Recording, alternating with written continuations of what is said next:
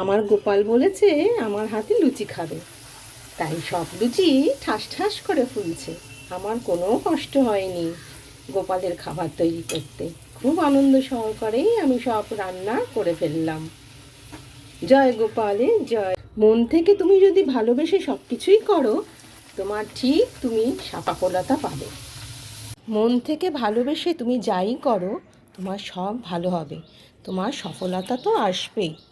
আর ভগবানের কৃপা করুণা সবসময় সবার সাথেই রয়েছে, তাই কেউ মন খারাপ নয়, আনন্দের সাথে কাজ করো, সফলতা আসবে। শুধু একটু ধৈর্যের দরকার।